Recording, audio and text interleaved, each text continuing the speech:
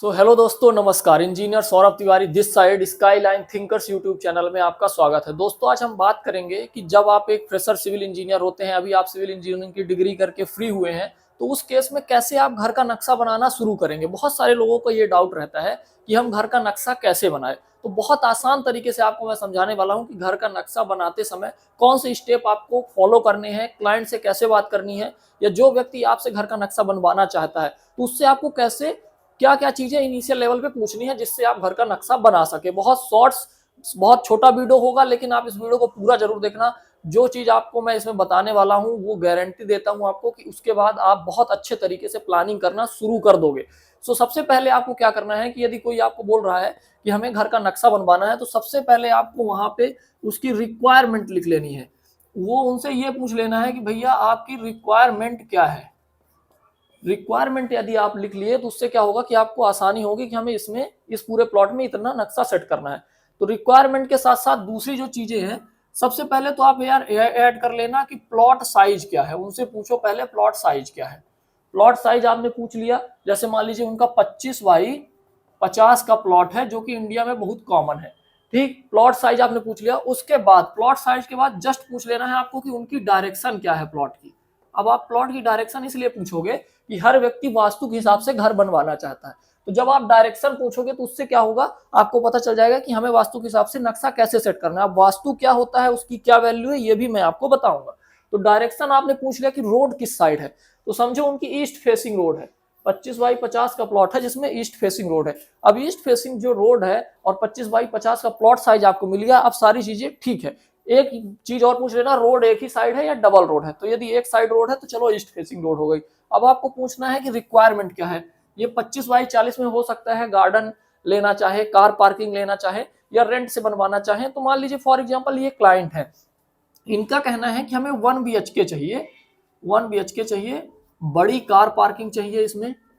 तो car parking लिख लो।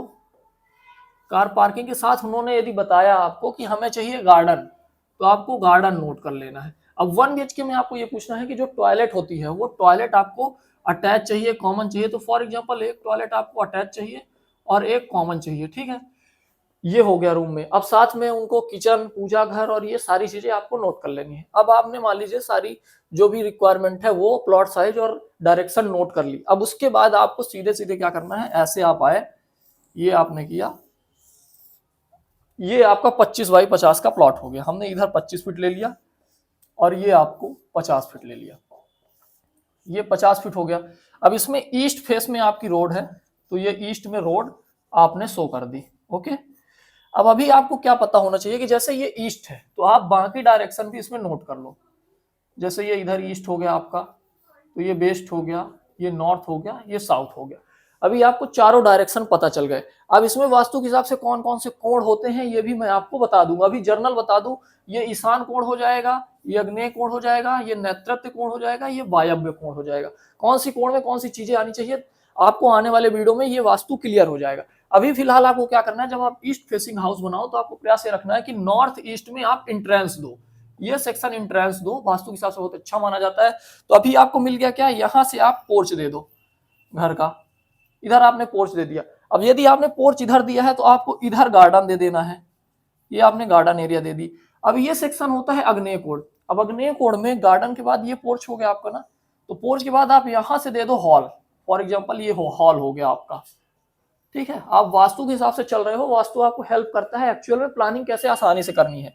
फिर उसके बाद आपने ये दे दी किचन, ये अग्नेय कोण में किचन हो गई आपकी, ये गार्डन हो गया, ये पोर्च हो गया, ये हॉल हो गया। अब इसके बाद साउथ वेस्ट में आप जो रूम दे सकते हो वो सबसे अच्छा रूम माना जाता है हेड बेडरूम के रूप में। तो आपने ये हेड बेडरूम दे दिया फॉर एग्जांपल, ये आपने बेडरूम दे दिया। और यहाँ पे आपने दे दिया क्या, इसके लिए ये ऐसे सेक्शन पे आप आओ, ये यहाँ पे आप सबसे पहले क्या करो, एक ओटीएस दो, एक टॉयलेट ऐसे दो, एक टॉयलेट ये जो टॉयलेट है ये कॉमन टॉयलेट हो जाएगी हॉल वगैरह के लिए, और ये जो टॉयलेट है ये बेडरूम से अटैच टॉयलेट हो जाएगी, और ये ओपन एरिया हो जाएगी।